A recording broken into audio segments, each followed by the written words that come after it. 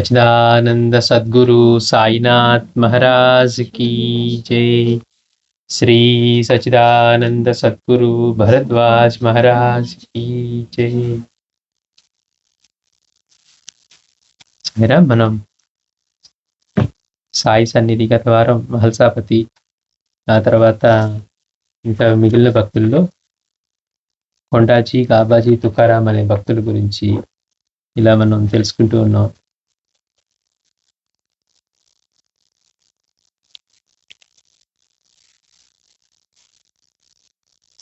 ఆ తర్వాత మనం గత వారం కాశీరాం షింపి గురించి కూడా మనం తెలుసుకున్నాం. అంటే మొదట్లో మహల్సాపతి మిత్రుడైన ఈ కాశీరాం షింపి కూడా వీడు వెళ్ళి బాబాని మొదట్లో సేవించుకునేవారు అనమాట. ఇతను మహల్సాపతి సేవలు చేస్తూ ఉంటే అతను కొంచెం పేదవాడు కనుక ధనపరంగా సహాయం చేయలేకపోయేవాడు కనుక బాబాకి కావలసిన పరిచర్లు అన్నీ చేస్తూ బాబాకి సేవ చేస్తూ ఉండేవారు. ఈ కాశీరాం షింపి మాత్రం తనకు వచ్చే రాబడంతా ఎదురు పెట్టేవారట. బాబా దగ్గర పెట్టి, బాబా మీకు కావాల్సినంత తీసుకోండి, దక్షిణ మొత్తమైనా తీసుకోండి అనేవారట. సరే, మొదట్లో అలా భక్తి ఉంది. తర్వాత క్రమంగా ఏమైంది, బాబాకి కావాల్సిన అవసరానికి ధృలో కావాల్సిన కట్టెలు లేకపోతే ఇలాంటివి కొంటూ క్రమంగా ఎలాంటి భావం ఏర్పడిందంటే బాబాకి బాబా పోషణ తను చూస్తున్నారని కలిగిందట. అంటే సహజం కదా, మనకి అహంకారం ఎలా కలుగుతుంది అంటే క్రమంగా కలిగింది, ఒక్కసారి మనకి డైరెక్ట్గా వచ్చేసేది. అలా కలిగినప్పుడు బాబా ఏం చేశారు, ఎప్పుడు కూడా గురువు ఇలాంటి అహంకారం కలిగితే కనుక అహంకారాన్ని తొలగిస్తారనమాట. కారణం ఏంటి, అక్కడుండి ఆ విగ్రహం పొందలేకపోతే వాడి జీవితం వ్యర్థం. వాడు అహంకారం అడ్డైతే ఎందుకు గురువులు మన అహంకారాన్ని నడుస్తారంటే ఆయన నుంచి వర్షించే అనుగ్రహానికి మన అహంకారమే అడ్డం. ఆ అహంకారాన్ని లేకుండా చేయడం కోసం ఏం చేశారు బాబా, అతనికి క్రమంగా ఆ భావం తొలగించడం కోసం మొదటంతా చూడండి, అతను అహంకారం అన్నది ఏదైనా కానివ్వండి, తను సంపాదించిందంతా తెచ్చి బాబా ముందు పెట్టేవాడట. అంతేగాని ఏదైనా 10% ఇస్తా, 5% ఇస్తా, ఇలాంటివి పెట్టుకోలేదు. అలా ఉండి అతను ఒక్కసారిగా చిన్నగా రాబడి తగ్గిపోయింది. ఎలాంటి స్థితికి వచ్చారంటే ఇతను రాబడి తగ్గి ఇతనికి డబ్బు అందని స్థితిలో బాబా ఎక్కువగా దక్షిణ ఇవ్వటం మొదలు పెట్టేవారు. మొదట్లో ఏమంటున్నారు, బాబా తీసుకోండి, పర్స్ అంతా ముందు పెట్టేవారట. బాబా తీసుకోండి, నాకు ఎందుకు అక్కర్లేదండి, తీసుకోండి అన్నారట. ఎప్పుడైతే ఇతనికి తగ్గిపోయిందో, ఆదాయం తగ్గిందో, అప్పటి నుంచి బాబా ఎక్కువ పడుతున్నారట. బాబా ఇవ్వలేకుండా ఉన్నానని చెప్పడానికి అతనికి ఇబ్బంది అయిపోయింది. సరే, వాళ్ళ దగ్గర తీసుకొని, ఆ మార్వాడి దగ్గర తీసుకొని, వీళ్ళ దగ్గర తీసుకొని అనేవారట బాబా. అలా చెప్పినప్పుడు వాళ్ళు కొన్నాళ్ళు తీసుకున్నాడు. కానీ తర్వాత మార్వాడి ఎంతకాలం ఇస్తాడు, ఇది రాబడలేదు. మనం ఎవరికైనా ఇవ్వాలంటే కూడా ఏం చేస్తాం, వాళ్ళు ఇవ్వగలిగితే ఇవి మనకి మళ్ళీ వాళ్ళు రిటర్న్ చేయగలుగుతారంటేనే ఇవ్వగలుగుతాం. బాబా అదే చెప్పారు, అర్హత ఉన్న వాడికి అప్పు దొరికిద్దట. ఉద్యోగం ఉంది, వాడి డబ్బులు అవసరమయ్యాయనుకోండి, ఎవరన్నా అప్పడిగితే వాడికి ఉంది కాబట్టి వాళ్ళకి అతను ఇస్తారంటారు. ఇప్పుడు ఏమి నేను అడిగారు అనుకోండి, వీడి దుంపదగా వీటెట్లా ఇస్తాడు, మళ్ళీ మనకి ఇప్పుడు ఇచ్చి ఇరుక్కుపోవా అంటారు. అంటే అర్హత ఉన్న వాడికి అప్పు దొరికిద్దట. ఇక ఈ మార్వాడి దగ్గర నుంచి కూడా చివరికి అతనికి డబ్బు రాకపోయేసరికి అప్పుడు ఇబ్బంది పడిపోయాడు. అప్పుడు తన తప్పు తెలుసుకున్నాడు. అప్పుడు బాబా అన్నారట, నా అల్లాపాల నువ్వే చూస్తున్నావు కదా అన్నారట. అందుకని మనకి భగవంతుడికి, గురువుకి దక్షిణ సమర్పిస్తూ ఉన్నప్పుడు ఉండవలసిన భావం మాస్టర్ ముందే చెప్పారు. అందులోనూ ఆ దక్షిణ తీసుకునే వారి దాన్ని బట్టి దానికి ఇంకా ప్రాశస్త్యం ఉంటుంది అనమాట. అంటే ఎంతటి మహనీయుడు అనే దాన్ని బట్టి మన భావం కూడా అంత సహజంగా ఉండాలి. భగవంతుడు మనకి ఆయనవి ఇస్తే ఆయనకి తిరిగి ఇస్తున్నాం అన్న భావన ఉండాలి. కృతజ్ఞతతో ఇస్తున్నాం, ప్రేమతో ఇస్తున్నాం అనేది ఉండాలి. అంతే తప్పించి అహంకారంగాను మనమే బాబాకి కావలసినవన్నీ ఇస్తూ ఆయన్ని పోషిస్తున్నాం అనుకుంటే, చూడండి, ఆయన మన ప్రేమ కోసం ఆయన నిలబడి ఉంటే ఆయనకి ఇచ్చే దాంతో, ఆయనకి ఇచ్చే దక్షిణతో బాబాని మనం పోషిస్తూ ఉన్నాం అనే భావన కలిగింది అనుకోండి, మన అహంకారం ఏ స్థాయికి వెళ్ళిపోతుంది, దానికి తగ్గట్టుగానే మళ్ళీ బాబా కరెక్ట్ చేస్తారనమాట. అట్లా భక్తుడు సమర్పించినప్పుడు మనం ఏం సమర్పించినా ఇది నాది కాదు, బాబా ఇచ్చింది ఆయనకే ఇచ్చాం. మళ్ళీ దాన్ని కూడా వాడుకొని నేను ఇలా అనుకోనండి అని చూడడం బయట మొదలు పెట్టామనుకోండి, ఇండైరెక్ట్ గా మళ్ళీ మనం దానికే పడుతూ ఉన్నట్టు, నాకు అసలు గర్వం లేదండి అని అంటూ ఉన్నట్టుగా ఉంటుంది. లేకపోతే నేను బాబాకి సమర్పించి నేను ఏది నాది అనుకోనండి అని పక్కన వాళ్ళతో చెప్తున్నామంటే ఇది నేనే ఇచ్చాను మీరు గుర్తించండి అని చెప్పినట్టు. సహజం అయినప్పుడు ఏమవుతుంది? చెప్పుకోవాల్సిన అవసరం ఉండదు. అయ్యో! ఇప్పుడు చెప్పకుండా చేశారే బాబా, కానీ తెలియాలి గదా! నేను ఇచ్చారని కూడా చెప్పరండి అనే పదం వాడాము అంటే ఆల్రెడీ మనకు తెలియకుండానే మనం దాన్ని టార్గెట్ చేసుకొని పెట్టుకున్నాం. అంటే ఏంటి?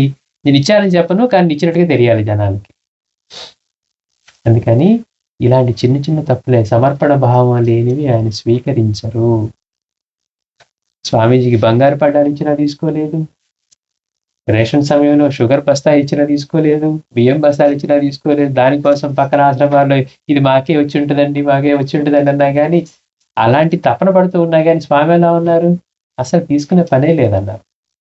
సమర్పణ భావం ఉండాలి.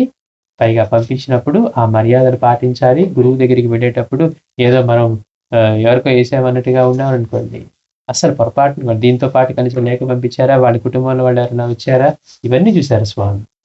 అంటే మన భావం ఎలా ఉండాలి? మన అహంకారం, ప్రకృతి మొత్తం తన ఆధీనంలో ఉండి ఆయన తప్ప అన్యంగా లేని వాడికి అసలు మనం ఏమి ఇవ్వగలం? ఇచ్చుకునే అవకాశం ఇచ్చారు అంటే అది ఆయన అనుగ్రహం, కృప అంతే. అది గుర్తుపెట్టుకోకుండా మేము మహాభక్తులమండి, మేము ఇస్తామండి, ఇలాంటి మాటలు మనం మాట్లాడామనుకోండి, వాటి ఫలితం ఏదీ రాదు. అంటే ఇవాళ జరిగే ఆధ్యాత్మిక పేరుతో జరిగే ఇదంతా కూడా చిన్నపిల్లల ఆట, అహంకారమే తప్పించి మిగిలిన సాంప్రదాయాల్లో మనం చూస్తే కనీసం వాళ్ళకి ఏం చేస్తున్నా కానీ ఇలాంటి అవగాహన కానీ, ఆలోచన కానీ ఉండదు. ఏమనుకుంటుంటారు? మేమే నడిపిస్తామండి గుడిని, మేమే చేస్తూ ఉంటాం, ఆయనకి మీ నైవేద్యం ఇవ్వకపోతే నైవేద్యం కూడా ఎవరెవరు అంటారు. ఆయనకి అసలు మనం ఇవ్వగలమా? మనకి అవకాశం ఇచ్చారా? ఆయన తెచ్చి పెట్టుకున్నామా? ఆయన వచ్చి కూర్చున్నారా? అందుకని ఈ కాశీరాం షింపీని చూస్తే మనకి అర్థమవుతుంది. అంత మాత్రం చేత బాబా అహంకారం ఉన్నా కానీ ఆయన రక్షణ ఎలా ఉండేదో చెప్తూ ఉన్నారు. ఒకసారి ఎక్కడికో వెళ్ళి బట్టల వ్యాపారం చేసి వస్తూ ఉంటే తర్వాత కొంతమంది ఆయన మీద పడి దోచుకున్న తర్వాత కూడా అతని దగ్గర ఉన్న చిన్న సంచిలో పంచదార పొట్లం ఉందట. ఎందుకని?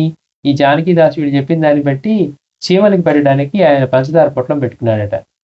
అంటే చూడండి, చిన్న చిన్న వాటికి కోసం ఈ కలకండ పొడిని వాళ్ళు అందులో ఏవో రత్నాలు, ముత్యాలు ఉన్నాయి అనుకొని వాళ్ళు దాని వంటి ఇవ్వకపోయేసరికి, వాళ్ళు మీద పడేసరికి అప్పుడు దాకా నేను తెగు ఒక్కసారిగా వచ్చి ఆ దొంగల దగ్గర ఉన్న కత్తినే తీసుకొని వాళ్ళతో పోరాడి కరెక్ట్‌గా జరుగుతున్నప్పుడు బాబా అక్కడ కర్రతో తిప్పుతున్నట్టుగా, ఎవరితోనో గొడవ పడుతున్నట్టుగా చేస్తూ కొట్టు అని బాబా అరుస్తూ ఉన్నారట. చూడండి, మనం ఏమనుకుంటాం, ఇక్కడ తెలియపోతే ఆహా నాకే ధైర్యం వచ్చి తెగించేసాను అనుకుంటాం. అక్కడి నుంచి ప్రేరణ ఇచ్చి అతని చేత ఇది చేస్తూ ఉన్నారు. అంటే గురువు ఎక్కడ ఉన్నా కానీ, ఏ పరిస్థితిలో ఉన్నా కానీ, మనం ఏ ప్రదేశంలో ఉన్నా కానీ, ఆయన ఎంతో బిజీగా ఉన్నా కానీ తన భక్తుడి మీద మాత్రం ప్రతి క్షణం, అనుక్షణం ఎలాంటి దృష్టి ఉంటుంది రక్షణ పరంగా కానీ. ఒక నానచంద్రకర్ అయితే కానివ్వండి, వీళ్ళ పట్ల కానివ్వండి, ఎక్కడ ఏ గుర్రం బండి కింద పడినా కానీ వాళ్ళకి ఆపద కలిగేది కాదు. ఎక్కడ దాహంతో ప్రాణాలు పోతూ ఉన్నా కానీ మళ్ళీ అక్కడ వాళ్ళు అన్నిసార్లు నుంచి తిరుగుతున్నా కానీ తెలియని చిన్న బండరాయి కింద దోసె నీరు వచ్చేట్టుగా ఇక్కడే ఉంది అని చెప్పి బాబా అట్లాంటి ఇవన్నీ చేసేవారు లీలలు. అంటే దానంతట్లో కూడా ఆయన సర్వజ్ఞత, ప్రేమ, వాళ్ళ పట్ల ఆయనకున్న కరుణ, రక్షణ ఇవన్నీ కనపడుతూ ఉన్నాయన్నమాట. అందుకని మనకి సాయి సన్నిధి నిజంగా లభించాలంటే ఎలాంటి సంస్కారాలు మనలో కూడా ఉండాలి అని తెలుసుకోవడానికి ఈ భక్తుల యొక్క ఇవన్నీ కూడా మనకి ఉపయోగపడుతూ ఉంటాయి అన్నమాట. అంటే మనం సమర్పించేటప్పుడు అహంకారం లేకుండా ఎలా ఉండాలి, కొద్ది రోజులకు వచ్చేస్తుంది, మేము చేసేసుకుంటా ఉండేది, మా చేత ఆయన చేస్తూ ఉన్నారండి అనే భావన. అట్లా మనం ఈ భక్తుల గురించి మనం తెలుసుకుంటూ ఉన్నాం. ఇతను కాశీరాం షింపి గురించి కాకా దీక్షిత్ ఒక వ్యాసంలో రాశారట. కాశీరాం షింపి తను మన ధనాలతో ఉత్తమమైన రీతిన సాయి మహారాజును సేవించాడు.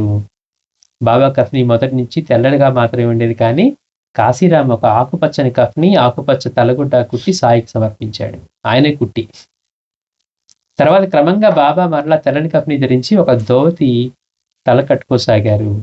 వారి చిరుములో పొగాకు నింపటం, దునికి కట్టెలు అందజేయటం, వారికి అవసరమైన డబ్బు ఇవ్వటం, ఇవన్నీ కూడా అతనే చేసేవాడు. తర్వాత అతడు తన పర్సు బాబా ఎదుట ఉంచి వారికి ఎంత కావాలంటే అంత ఎక్కువ డబ్బు తీసుకోమని ప్రార్థించేవాడు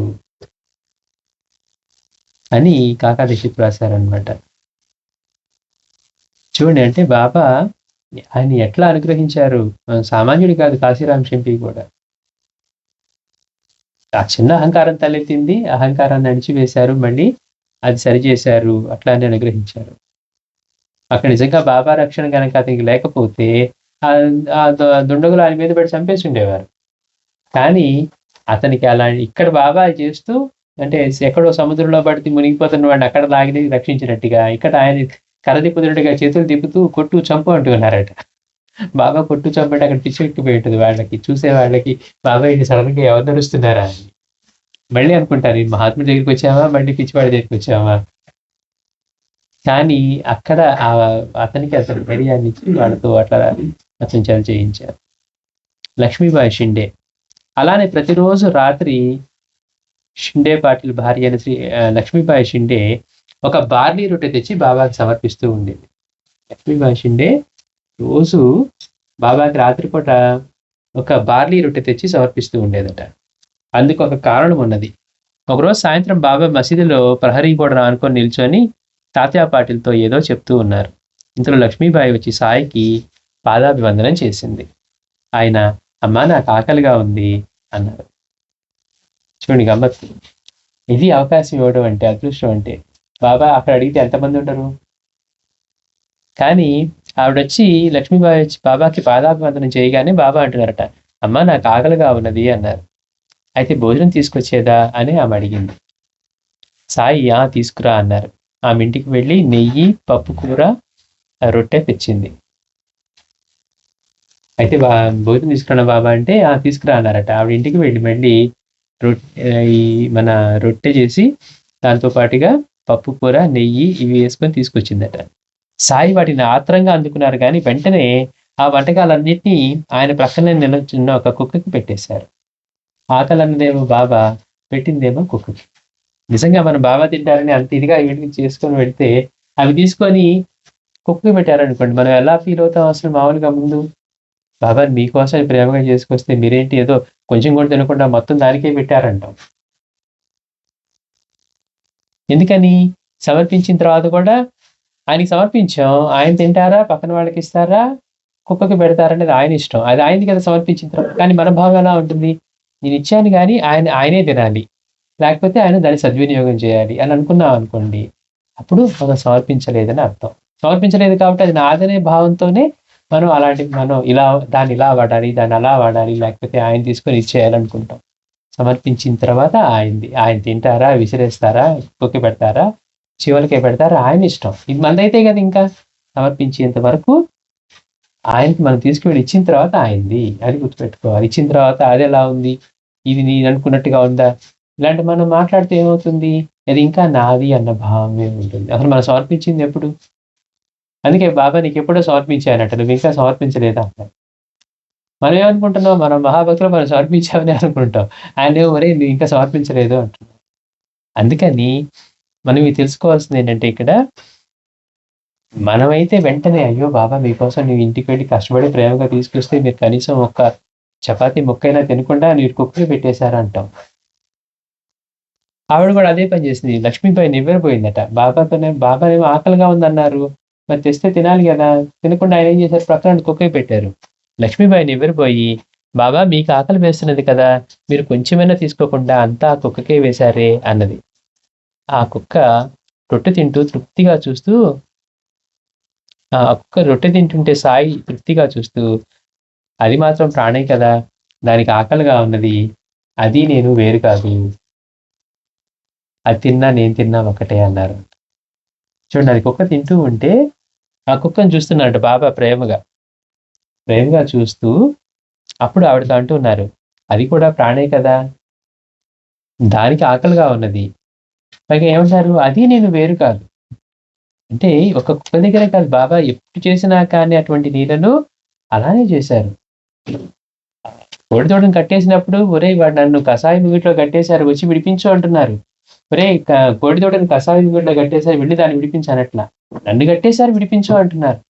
ఆయన అసలు ఈ జీవి నుంచి వేరుగా చూసింది ఎప్పుడు? మనమైతే ఏమంటాం, నాకు తెలుసు కాబట్టి అది వాడు కట్టేశారు, మీరు వెళ్ళి దాన్ని రక్షించండి అంటాం. బాబా అలాంట్లా, ఒరే నన్ను కట్టేశారు, ఇదేంటి ఒకసారి పిచ్చిగా స్వప్నం వచ్చింది, మళ్ళీ పడుకున్నాడు, మళ్ళీ అదే కల్లో చెప్పారట, 3 సార్లు చెప్పేసరికి లేదు ఏదో తేడా ఉంది, లేచి అప్పుడు బయలుదేరాడట. నన్ను అంటున్నారు బాబా అంటే ఆయన పర్టికులర్‌గా దాని నుంచి అసలు వేరుగా లేరు. అందుకని ఇక్కడ కూడా అది తిన్నా, నేను తిన్నా వేరు కాదు. అది తిన్నా గాని, నేను తిన్నా గాని ఒకటే. అది ఆకలితో ఉంది. అందుకే నాకు ఆకలిగా ఉందని చెప్పాను. అమ్మ కుక్క ఆకలిగా ఉంది అనలేదు. అమ్మ నాకు ఆకలిగా ఉంది అన్నారు. అంటే తన నుంచి ఏది కూడా అన్యంగా లేదు అని. ఈ ఉపదేశం లక్ష్మీబాయి హృదయంపై చెరగరాని ముద్ర వేసుకున్నది. అంటే తీసుకోగలిగితే బాబా యొక్క లీల, ఆయన మాట గూడా అంతగా ఉపదేశంలాగా అయిపోయింది ఆవిడకి. ఎప్పుడైతే బాబా ఈ మాట అన్నారో, అంటే నేను తిన్నా, అది తిన్నా ఒకటి కాదని, ఆ ఉపదేశం లక్ష్మీబాయి హృదయంపై చెరగరాని ముద్ర వేసుకున్నది. ప్రతిరోజు సాయంత్రం ఆమె పాలలో నానబెట్టిన రొట్టె నియమంగా బాబాకు సమర్పించసాగింది. అది ఆమె నిత్య జీవితంలో ఒక భాగం అయిపోయింది. ప్రతిరోజు కూడా బాబాకి ఒక రొట్టె సమర్పించడం ఆమె జీవితంలో భాగం అయిపోయిందట నిత్యం. సంస్కారానికి, చదువుకి సంబంధం లేదు. మనం ఏమనుకుంటాం, మేము బాగా చదువుకున్నాం అది. బాగా చదువుకున్న వాడు సంస్కారహీనుడైతే ఏం చేస్తాం? వాడు ఎలా ప్రవర్తించాలో అలా ప్రవర్తిస్తాం. సంస్కారవంతుడు చదువు లేకపోవచ్చు. మనం ఇప్పుడు చూస్తే నిజంగా సంస్కారానికి, చదువుకి సంబంధమే ఉండదు. అందుకే అంటారు మాస్టర్ గారు గూడా. సంస్కారానికి, చదువుకి సంబంధం లేదు. సంస్కారం జన్మతః వచ్చేది. చదువు, వేషము అన్నవి మనం మధ్యలో తెచ్చిపెట్టుకున్నాం. చూడండి, సంస్కారం అనేది జన్మతః వచ్చేది. జన్మజన్మల సంస్కారాలు అంటాం కదా. సంస్కారం అనేది జన్మతో వచ్చేది. దానికన్నా చదువుకి సంబంధం లేదు. చదువు, వేష భాషలు ఇవన్నీ మనం ఏర్పరచుకుంటాం కదా. ఇవన్నీ కూడా మనం మధ్యలో తెచ్చిపెట్టుకున్నవి.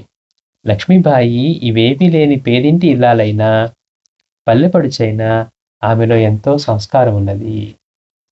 మనలాగా చదువుకున్న ఆవిడ కాదు, లేకపోతే బాగా డబ్బున్న ఆవిడ కాదు, గొప్పింటి ఆవిడ కాదు, అలానే సిటీలో పెరిగిన ఆవిడ కాదు.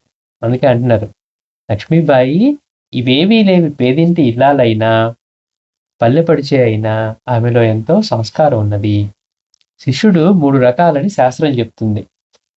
గురువు యొక్క మనోభావం ఎరిగి ఆయన ఏమీ చెప్పకనే సకాలంలో తగిన సేవ చేయగలవారు శిష్యుల్లో ఉత్తములు. ఆయనకి ఏం కావాలి అని బాగా చెప్పకముందే శిష్యుడు కనుక గురువుని ఏం కావాలో తెలుసుకొని దానికి సేవ చేయగలిగిన వాడు ఉత్తముడు. గురువు ఒకసారి చెప్తే గుర్తుంచుకొని శ్రద్ధతో ఆ సేవ చేస్తూ ఉండేవారు మధ్యములు. గురువు చెప్తే దాన్ని ఎట్లాగో గుర్తుపెట్టుకొని అది చేసేవారు. గురువు ఎన్నిసార్లు హెచ్చరించినా గుర్తుంచుకొని శ్రద్ధతో సరిగా చేయని వారు అదుములు. 3 రకాల శిష్యులు చెప్పారు. అంటే గురువు గారికి ఏం చెప్తారో, ఏం అవసరం అవుతుందో తెలుసుకొని ఆయన చెప్పకుండా చేసేవాడు.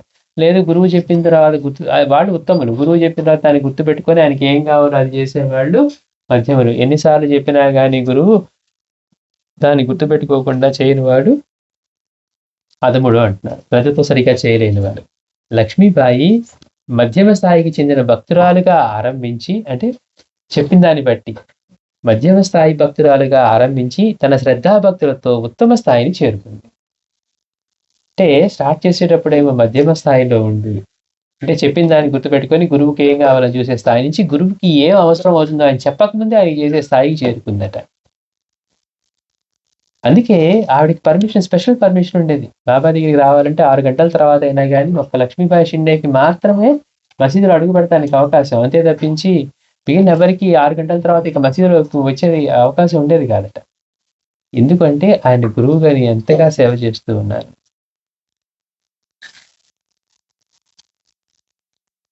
తన శ్రద్ధాభక్తులతో ఉత్తమ స్థాయిని చేరుకుంది. అందుకే బాబా మహాసమాధి చెందబోయే కొద్ది నిమిషాల ముందు మసీదుకు చేరుకోగలిగింది. ఆయన తన జేబు నుండి ఒకసారి 4 రూపాయల నాణాలు, తర్వాత 5 రూపాయల నాణాలను తీసి నవవిధ భక్తులకు సంకేతంగా ఆమెకు ప్రసాదించారు. వీటిని నేటికి మనం షిరిడీలో దర్శించుకోవచ్చు. అంటే బాబాని నవవిధ భక్తులతో సేవించింది. దానికి చిహ్నంగా ఆయన అనుగ్రహానికి సూచనగా బాబా ముందు 4 నాణాలు, తర్వాత 5 నాణాలు ఆవిడకి ఇచ్చారట. అవి ఈ రోజు కూడా మనం షిరిడీలో దర్శించుకోవచ్చు. బాబా భౌతిక దేహంతో చివరిసారిగా మానవులకు ఇచ్చిన ప్రసాదం అదే. చూడండి, ఆవిడకి లభించింది ఆ అదృష్టం. కొంతమంది బాబాని పిలిచినా కానీ మళ్ళీ వస్తానని చెప్పి వెళ్ళిపోయిన వాళ్ళు ఉన్నారు. కానీ ఆవిడ సమయానికి అక్కడికి వచ్చి, అంటే బాబా అక్కడ ఉన్న వాళ్ళని భోజనానికి పంపించేశారు కదా, ఆవిడ మాత్రం సమయానికి వచ్చి సాయి దగ్గర, అంటే సాయి భౌతికంగా ప్రసాదం ఇచ్చిన చివరికి ఆవిడకే అన్నమాట. అట్లా నవవిధ భక్తులకు సంకేతంగా. అంటే మనం ఎలా భక్తితో ఇప్పుడు చెప్తున్నారు కదా! మాస్టారు అన్నారు గదా! మధ్యమ స్థాయిలో ప్రారంభించి ఉత్తమ స్థాయికి చేరుకుంది. కనుకనే ఆయన్ని అన్ని విధాలుగా సేవించింది కనుకనే ప్రసాద చిహ్నంగా బాబా 9 నాణేలు కూడా నవవిధ భక్తులకు సంకేతంగా ఆవిడకిచ్చారు అంటున్నారు. ఉత్తమ స్థాయికి వెళ్ళింది అని. అంటే మనం చేసే సేవని మన గురువు గుర్తించాలి. సేవ చేసేది కూడా గుర్తింపబడాలని గాదు. పిల్లవాడికి తల్లి ఎందుకు చేస్తుంది? చేయటమే దానికి సంతోషం. పిల్లవాడికి కావాలంటేనో, తన బిడ్డకి కావాలంటే. మన గురువుకి చేయటమే మన సంతోషం, అదృష్టంగా ఉండేట్టుగా ఉండాలి. అంతే తప్పించి ఇది చేస్తే అదొస్తుంది, అది చేస్తే ఇదొస్తుంది, ఇది చేస్తే అది ఇస్తారంట. ఈ లెక్కలేసుకుంటూ ట్రాన్సాక్షన్ చేశామనుకోండి, ఏ రోజు అందులో హృదయం ఉండదు, భక్తి ఉండదు, ఆయనకి దాంతో పనే ఉండదు. ఇవి ఎప్పుడు కూడా మనం గుర్తుపెట్టుకోవాల్సింది. నువ్వు అడిగినా అడగపోయినా గురువు నీకు ఆ రక్షణ ఇస్తాడు. కానీ మనం ఎంతసేపు దాన్ని ట్రాన్సాక్షన్‌గా మలుచుకుందామని చూస్తాం. కనుక ఆవిడ బాబా చేత గుర్తించబడింది. వేరే వాళ్ళు సర్టిఫై చేయక్కర్లా. ఆవిడకి బాబా చెప్తున్నారు అంతగా సేవ చేసిందని. అట్లాగే ఆ 9 నాణాలు చివరికి బాబా సమాధి చెందబోయే ముందు ఆవిడకి ప్రసాదించారు. మరి ఆవిడ ఎంత అదృష్టవంతురాలు, సమయానికి వెళ్ళి బాబా చేత అంతగా అట్లా ప్రసాదం లభించాలి. పైగా ఆవిడ చేసిన సేవని బాబా ఎంతో ఇదిగా స్వీకరించారని తెలియజేయటం. బాబా భౌతిక దేహంతో చివరిసారిగా మానవులకిచ్చిన ప్రసాదం అదే. ఆమెలో అంత సంస్కారం ఉండబట్టే సూర్యాస్తం అయ్యాక కూడా మసీదులోనికి ప్రవేశించడానికి సాయనుమతించింది ఒక్క లక్ష్మీబాయి షిండేని మాత్రమే. ఆమె నిత్యము అందరికంటే చివరగా మసీదు విడిచి ఎవరు పెడుతుంటే వారితో కలిసి తన ఇంటికి వెళ్ళిపోయేది. ఎప్పుడైనా ఆమె వంటకాలు తెచ్చి సమర్పించడం ఆలస్యమైతే అప్పటికప్పుడే ఏదో ఒకటి చేసి పెట్టనిచ్చేవారు శ్రీ సాయి. ఒక్కొక్కప్పుడు ఆమె ఇచ్చిన భిక్ష నుండి 3-4 ముద్దలు మాత్రమే తీసుకొని మిగిలిన వంటకం ప్రసాదంగా ఆమెకి ఇచ్చేవారు. ఆమె వాటిని రాధాకృష్ణాయి ఈ కిటికీలోంచి అందించి ప్రసాదంగా కొంచెం ఇంటికి తీసుకువెళ్ళేది. అంటే ఎంత ఉత్తమ సంస్కారవంతురాలో చెప్తూ ఉన్నారు. గ్రామంలో ఉన్న ధనికుల ఇంట్లో పుట్టకపోయినా, పేదరాలైనా, చదువు సంధ్యలు లేకపోయినా కానీ ఆవిడ ఎంత ఉత్తమమైన సంస్కారంతో ఉండి గురువుని మధ్యమ స్థాయిలో సేవ చేయడం ప్రారంభించి ఉత్తమ స్థాయికి వెళ్ళి గురువు యొక్క అనుగ్రహం పొంది ఇన్ని రకాల నవవిధ భక్తులతో ఆయన్ని సేవించి మెప్పించగలిగిన ధన్యజీవి అనమాట లక్ష్మీబాయి షిండే. అందుకనే అట్లాంటి సంస్కారవంతురాలు, అంతటి భక్తి ఉంది కనుకే బాబా సాయంత్రం ఎవ్వరికి అనుమతి లేకపోయినా ఆవిడ మాత్రం వచ్చి బాబాకి మసీదులో సేవ చేసుకునే అవకాశం ప్రసాదించారట. అట్లాగే అబ్దుల్, బాబాని జీవితాంతం అంటిపెట్టుకున్న ముస్లిం అబ్దుల్ ఒక్కడే. బాబా సశరీరులుగా ఉన్నప్పుడు సుమారు 30 సంవత్సరాలు వారి మహాసమాధి తర్వాత 36 సంవత్సరాలు బాబాని సేవిస్తూ భిక్ష చేసుకొని జీవించాడు అబ్దుల్. బాబా భౌతిక దేహంతో ఉన్నప్పుడు 30 సంవత్సరాలు, ఆ తర్వాత మళ్ళీ 36 సంవత్సరాలు అక్కడ బాబాని సేవిస్తూ భిక్ష చేసుకొని జీవిస్తూ ఉండేవాడట అబ్దుల్. ఇతడు తపతీ నది తీరాన నాందేడ్లో 1871లో జన్మించాడు. ఇతడు చాలా చిన్న వయసులోనే ఫకీర్ అమీరుద్దీన్ అనే ముస్లిం గురువుని సేవించనారంభించాడు. ఇతడు 20వ ఏట సుమారు 1890లో బాబా వద్దకు వచ్చాడు. బాబా వద్దకు వచ్చి అతడు చెప్తున్నాడు, నేను తపతీ నది తీరాన ఉన్న నాందేడ్ నుండి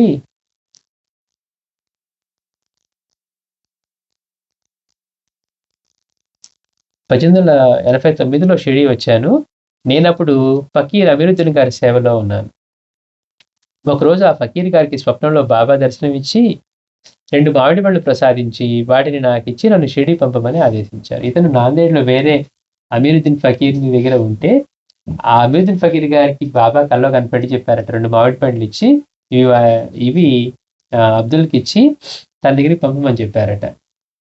ఆ ఫకీర్ నాతో తమ స్వప్నం గురించి చెప్పి ఆ పండ్లు ఇచ్చి నన్ను షిరిడీలోని సాయిబాబా వద్దకు పొమ్మని ఆజ్ఞాపించారు.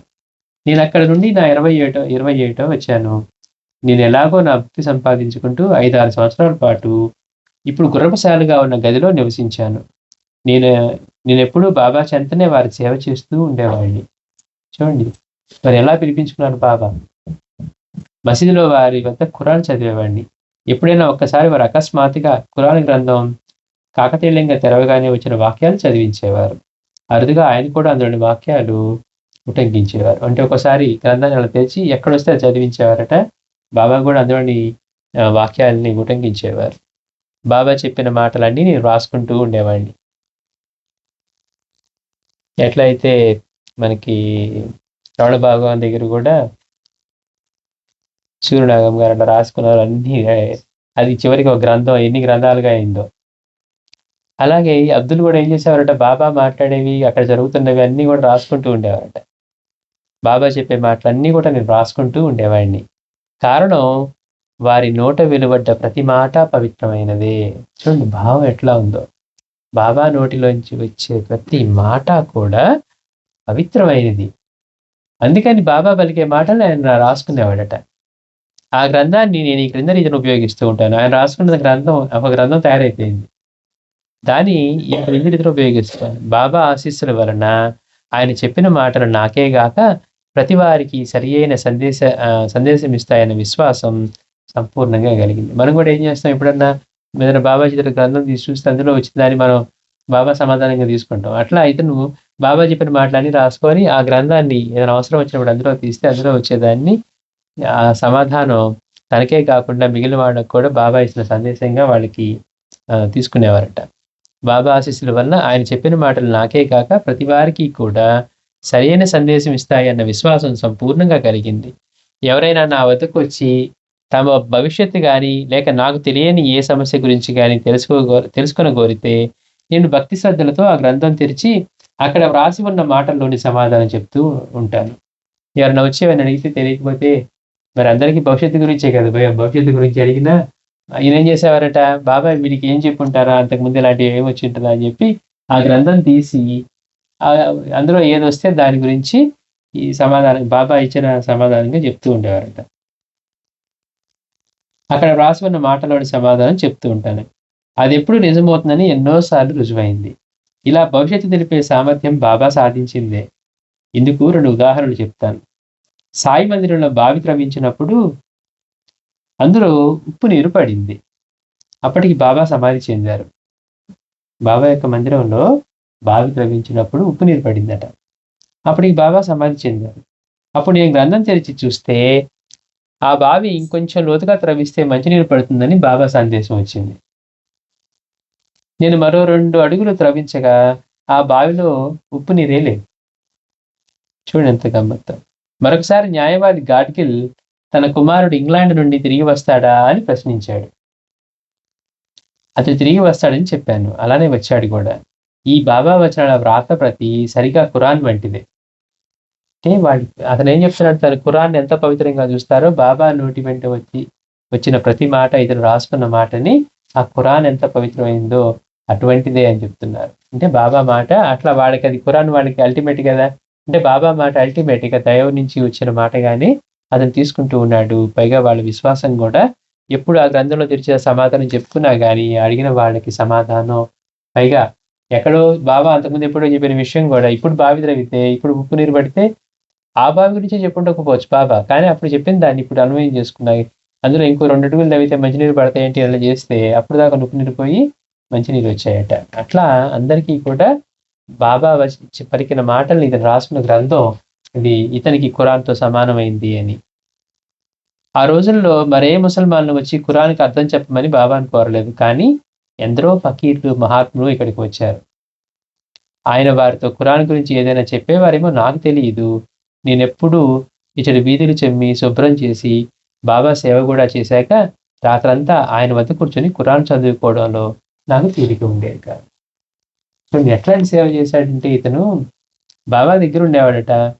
ఎంతోమంది మిగిలిన ముస్లింలు వస్తున్నా కానీ బాబా వారికి ఏం చెప్తున్నారో కూడా ఇతనికి ఆసక్తి లేదు. ఇతను ఏం చేసేవాడు అంటే సేవ చేసేవాడు.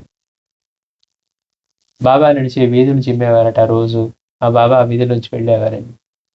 నేను అప్పుడు అక్కడ వీధులు చిమ్మి శుభ్రం చేసి బాబా సేవ కూడా చేశాక రాత్రంతా ఆయన వద్ద కూర్చొని ఖురాన్ చదువుకోవడంలో నాకు తీరిక ఉండేది కాదు. నాకు ఆయన స్పష్టంగా ఇచ్చిన ఆదేశం వల్ల ఖురాన్ చదివేటప్పుడు నేను నిద్రించకూడదు.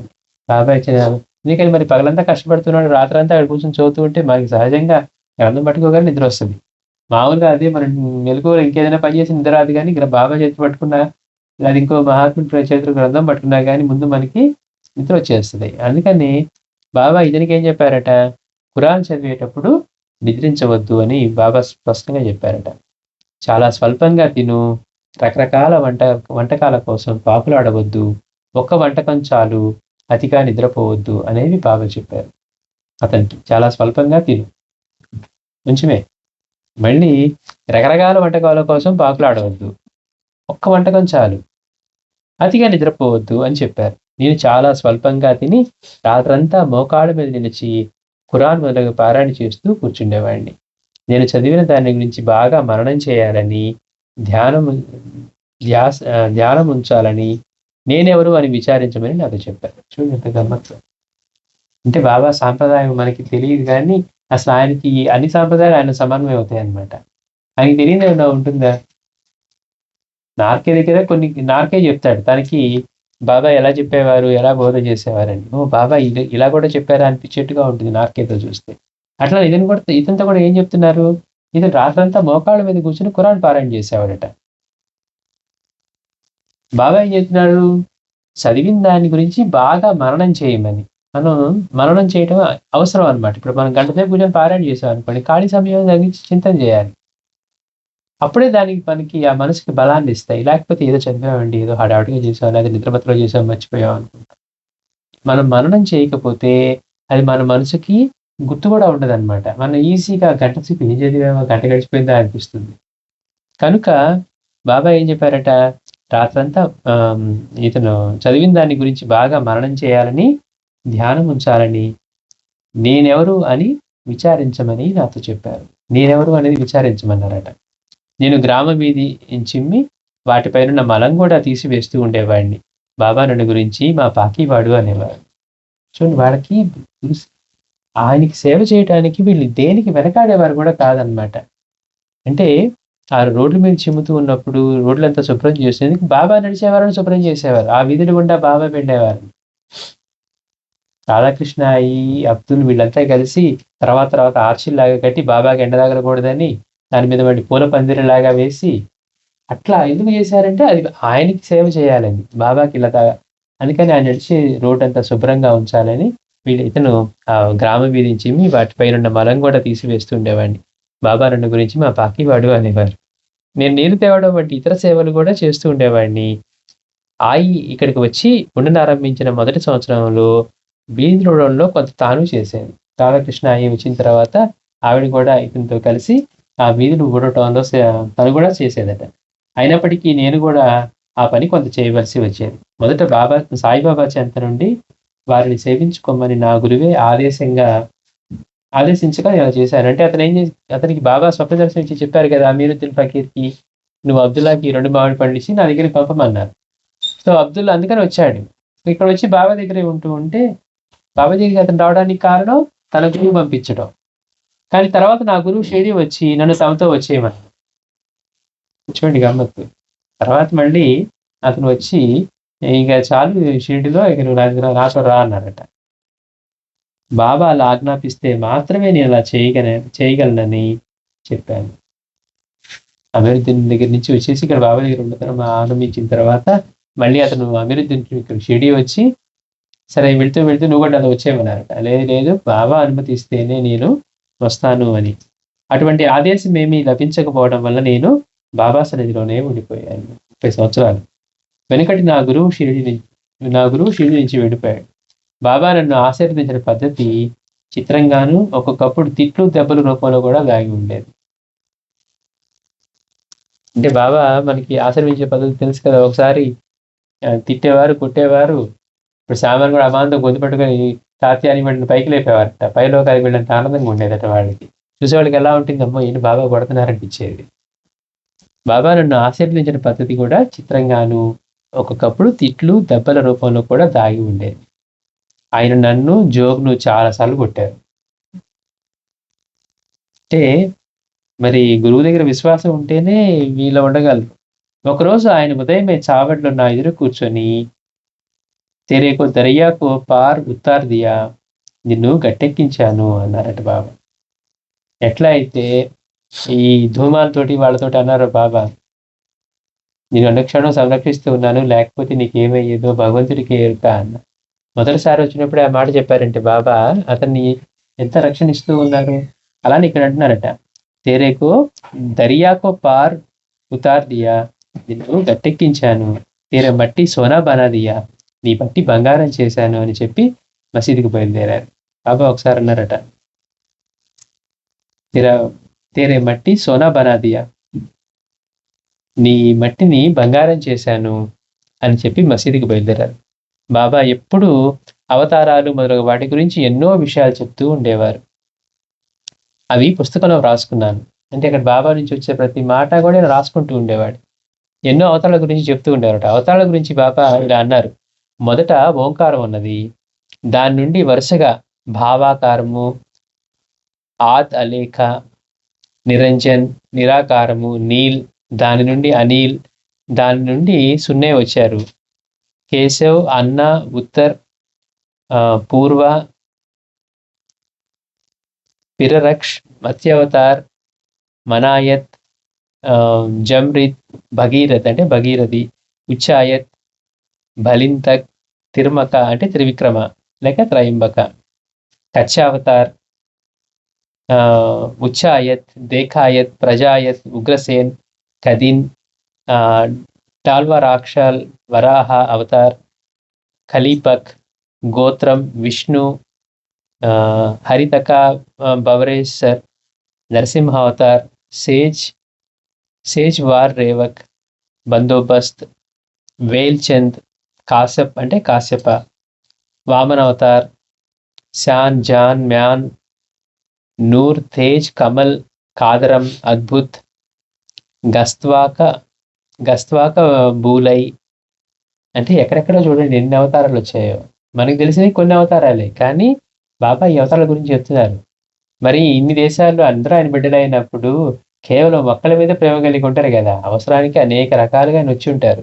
అట్లా ఈ వచ్చిన అవతారాలని శాను, జాను, మ్యాను, నూరు, తేజ్, కమల్, కాదరం, అద్భుత్, గస్త్వా కబూలై అదే ఏ దేశంలో వచ్చారో, హరిపర్వ, అనార్గ్, జయవ్, అనిమ్, ఆత్మసద్ధర్మ, మాంధాత, విశ్రణ, జమదగ్ని, పరశురామ అవతార్, రాజాజీ జాతి, కవాదిక్, రాజా దశరథ్, రామచంద్రజీ అవతార్, అంకుష్, అభాపురుష్, హిరపాల్, బజాల్, పిర్తు అంటే పృథు, ఇదురత్ అంటే యదు, సూర్సేన్, వాసుదేవ్, శ్రీకృష్ణాజీ అవతార్, ప్రతిమధన్ అంటే ప్రద్యుమ్న, అసురుధన్ అంటే అనిరుద్ధ, ఇసితరహర భద్ద అంటే బుధుడు, జలి అవతార్, కలి. ఇన్ని అవతారాల గురించి చెప్పారట బాబా. ఈ చెప్పినవన్నీ ఎట్లాగో మరి మనకి నోరే జరగట్లేదు, కానీ ఈయన మాత్రం చక్కగా ఇవన్నీ రాసుకొని ఉన్నారట. బ్రాహ్మణుడైన వాడు, రాజపుత్రుడైన వాడు గౌలి అయ్యాడు, తర్వాత ముసల్మాన్ అయ్యాడు. చతుర్మయుగంలో 4 అవతారాలు అంటే నిఖాల్, కృతయుగ, తీర్థ, త్రేతాయుగంలో 3 అవతారాలు, ద్వాపరంలో 2, అధర్వణంలో 1 అవతారం. మత్స్య అవతారం, కచ్చావతారం, వరాహ, నరసింహ, వామన, పరశురామ, కృష్ణాజీ, కలిలో బుద్ధుడు. ఇది అబ్దుల్ గురించి. అంటే అతను చూడండి, బాబా చెప్పే ప్రతి మాట కూడా అతని పవిత్ర భావం ఉంది. బాబా నోట్లోంచి వచ్చే ప్రతి మాట కూడా అంత పవిత్రమైనది, అంత విలువైనది అని చెప్పి అతను ముందు చూపుతూ అవన్నీ రాసుకున్నాడు. అప్పుడు బాబా అవతారాల గురించి కూడా చెప్పారు. ఇట్లా వచ్చిన అవతారాలు ఇన్ని ఉన్నాయి, అంటే ఇన్ని దేశాల్లో ఎన్ని రకాలుగా ఎన్ని చోట్ల వచ్చారు, ఒక దానికి సంబంధించి ఉండవు కదా మనకి. ఇందులో మనకి తెలిసిన కొన్ని అవతారాలు ఉన్నాయి.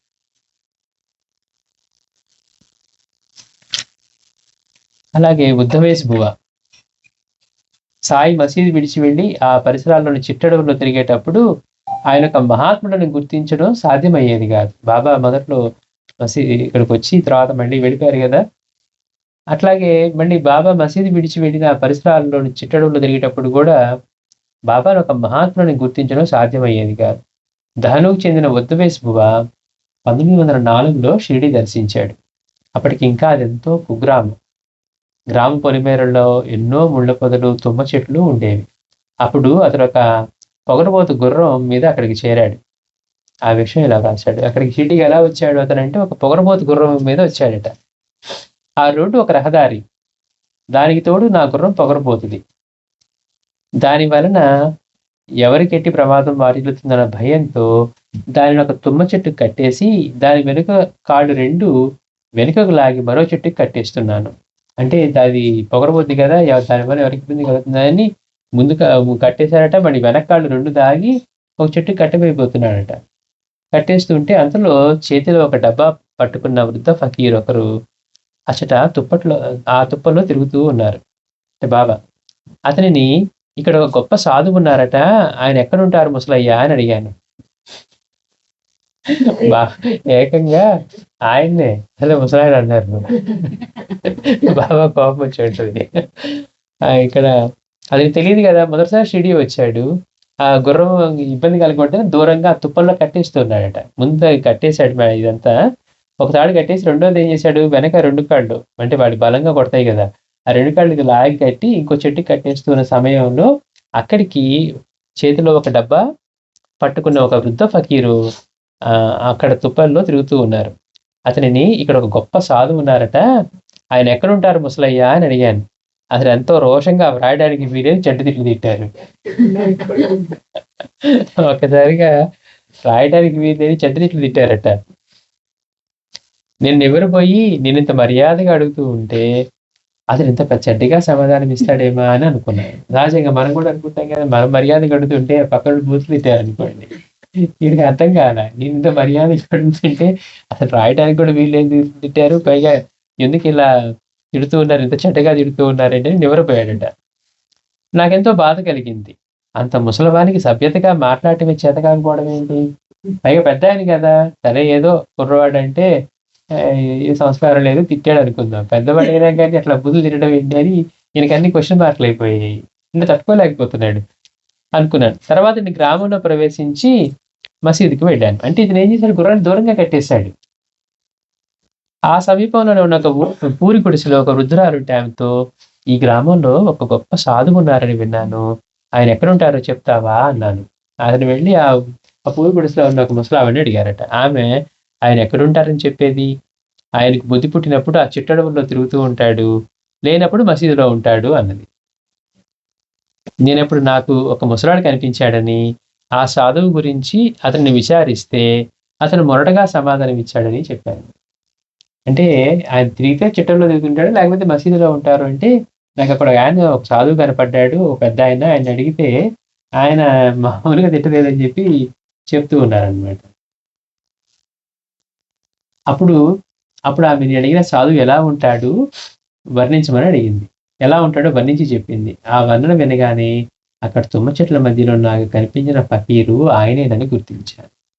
తనకి తెలీదు, అందుకని ఇక్కడ ఈవిడ చెప్తూ ఉంది. ఆ వర్ణ చేసిందనమాట. బాబా ఎలా ఉంటారంటే ఇలా ఉంటారు అనేసరికి అప్పుడు నాకు కనిపించింది సాయినాథుడే అని, బాబానే అని ఇతనికి కనిపించింది. ఆ తుమ్మ చెట్ల మధ్యలో నాకు కనిపించింది ఆ ఫకీరు ఆయనేనని గుర్తించాను. ఆయన కోసం మసీదు దగ్గర ఎంతోసేపు వేచి ఉన్నాను, కానీ ఆయన ఎంతసేపటికి రాలేదు. ఇక లాభం లేదని తలచి తిరిగి వెళ్ళిపోదలిచి నేను నా గుర్రం వద్దకు వెళ్ళాను. ఇక వెళ్ళిపోవడం కోసం మళ్ళీ చిట్టడిలో కట్టేసిన గుర్రం దగ్గరికి వెళ్ళాట. ఎంతసేపు చూసినా బాబా తిరిగి రాలేదు.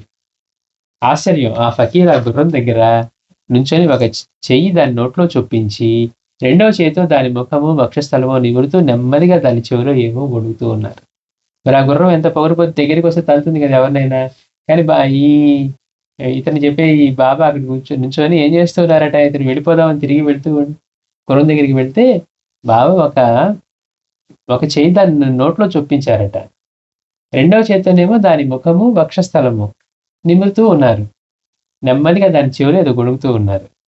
ఆ పగలపోతు గుర్రం ఆయన ఏం చేస్తున్న భయంతో దాని దగ్గరికి వెళ్ళవద్దని, అది మంచిది కాదని కేక వేసి ఆయనతో చెప్పాను. ఆల్రెడీ బాబా అక్కడ ఉంటే ఇతనేమో భయపడి అది ఏదో చేస్తుందని చెప్తూ అక్కడ దగ్గరికి వెళ్ళొద్దని చెప్తున్నారట. ఆయన ఆ మాటలేం పట్టించుకోకుండా యథాపూర్వమే చేస్తున్నారు. నేను వారిని సమీపించి పాద నమస్కారం చేసి నేను నా మోక్ష గురువును ఎక్కడ ఎలా దర్శించగలను అని ప్రశ్నించాను.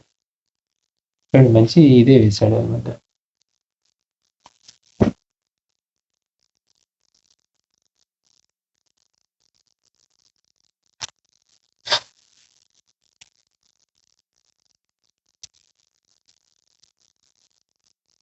అక్కడ బాబా దగ్గరికి వెంటనే అక్కడ చూసి ఆయన పాద నమస్కారం చేసుకొని నేను నా మోక్ష గురువును ఎక్కడ ఎలా దర్శించగలను ప్రశ్నించాను. అప్పుడు ఆ ఫకీర్ ఇలా అన్నారు, నీకది తర్వాత తెలుస్తుంది. నేను కేవలం ఒక పిచ్చి ఫకీర్ను. నీవు అడిగిన విషయం నీకు 5 సంవత్సరాల తర్వాత తెలుస్తుంది. ఇప్పుడు నువ్వు తిరిగి వెళ్ళవచ్చు. నీవు ఈరోజు మాత్రం ఉపవసించాలి, మర్చిపోబోకు అన్నారు. ఆయనకి నా మోక్ష గురువు నాకు ఎక్కడ దొరుకుతారంటే, నీకు ఇప్పుడు కాదు, తర్వాత 5 సంవత్సరాల తర్వాత తెలుస్తుంది. మళ్ళీ ఏం చెప్తున్నారు, నేను మాత్రం పిచ్చి ఫకీర్ని అంటున్నారు. నువ్వు మోసపోతు నేను ఎవరినో గొప్పవాడు అనుకోనని, నేను మాత్రం పిచ్చి ఫకీర్ని. నీ గురువు ఎవరో నీకు 5 సంవత్సరాల తర్వాత తెలుస్తుంది. ఈ రోజు మాత్రం ఉపవసించడం మర్చిపోకు, నువ్వు ఈరోజు ఉపవసించాలి అన్నారట. ఆ తర్వాత మేమిద్దరం కలిసి మసీదుకి వచ్చాం. అప్పుడు బాబా తమకు ఒక భక్తుడు సమర్పించిన కొబ్బరి చిప్ప నాకు ప్రసాదంగా నాకు ఇచ్చి, బాగానే ఉంది, అంత తొందర అయితే ఎలా, ఒక్క గుటకతో జొన్న రొట్టె అంతా మింగాలంటే అవుతుందా, 5 సంవత్సరాలు ఆగి చూద్దాం, మంచిది, నేను వెళ్ళి రావచ్చు అన్నారు. అతని నాకు మోక్ష గురువు కావాలని అడిగాడు. అందుకని బాబా అంటున్నారు, మళ్ళీ మసీదుకి వచ్చిన తర్వాత కొబ్బరి చిప్ప ఎవరో భక్తులు సమర్పిస్తే బాబా ఇతనికి ఇచ్చారట, ఇతనికి ఇచ్చి అంటూ ఉన్నారు. అంటే బాబా మాటలు అర్థం కావాలి కదా మనకి ముందు. అసలు వెంటనే ప్రసాదంగా నాకు ఇచ్చి, బాగానే ఉంది, అంత తొందర అయితే ఎలా, ఒక్క గుడకతో జొన్న రొట్టె అంతా మింగాలంటే అవుతుందా, 5 సంవత్సరాలు ఆగి చూద్దాం. చెప్పారు కదా 5 సంవత్సరాల నీ గురువు దొరుకుతారని. 5 సంవత్సరాలు ఆగి చూద్దాం, మంచి నేను వెళ్ళి రావచ్చు అన్నారు. నేను వారికి నమస్కరించి తిరిగి వచ్చేసాం. 5 సంవత్సరాలు గడిచాక వారే నా మోక్ష గురువు అని తెలిసింది. బస్సీన్లో కోర్టు గుమస్తాగా పనిచేస్తున్న శంకర్రావు గవాస్కర్ సాయిబాబా గురించి విన్నాడు, కానీ అతడు విన్నవి ఎంతో భయంకరంగా ఉన్నాయి. అతనికి బాబా గురించి ఎవరో చెడ్డగా చెప్పారు. కొంతకాలానికి అతడు లాలా లక్ష్మీచంద్తో కలిసి షిరిడీ వచ్చాడు. వారిద్దరూ మసీదు చేరే సమయానికి బాబా పట్టరాని కోపంతో అక్కడ అందరినీ కేకలు వేస్తూ ఘోరంగా తిడుతూ ఉన్నారు. మనం ఎలాంటి భావంతో వెళ్తే ఆయన బాబా అక్కడ అలా ప్రవర్తించేవారు.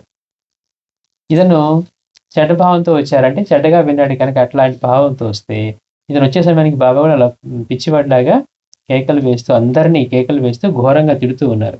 ఆయన చుట్టూ చేరిన భక్తులు భయంతో మసీదు మెట్లు దిగి పరిగెత్తుతున్నారు. మనం ఏమంటున్నాం, బాబా దగ్గర ఉంటేనా నేను అతను మోక్షం పొందకుండా ఉంటామా, సేవ చేయకుండా. బాబా మనల్ని ఆడుకుని ఉండేవారు. అంటే ఎంత భక్తి ఉండి విశ్వాసం ఉంటే కానీ అక్కడ నిలవలేము. అక్కడున్న భక్తులు మసీదు మెట్లు దిగి భయంతో పరిగెత్తుతూ ఉన్నారట. బాబా అట్లా చేస్తూ ఉంటారు. శంకర్రావు మాత్రం ధైర్యం చేసి పట్టుదలగా అక్కడే నిల్చొని ఆయన సమర్పించబోయాడు. బాబా అతన్ని కూడా వెళ్ళిపోమని గద్దించారు.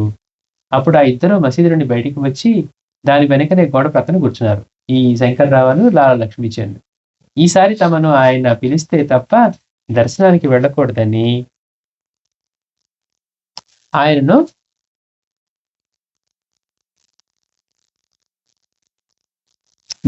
ఇద్దరు కూడా మసీదు బయటికి వచ్చి దాని వెంటనే గోడ పక్కన కూర్చున్నారు. ఈసారి తమను ఆయన పిలిస్తే తప్ప దర్శనానికి వెళ్ళకూడదని ఆ ఇద్దరు నిశ్చయించారు. బాబా కోపంగా ఉన్నారు కదా.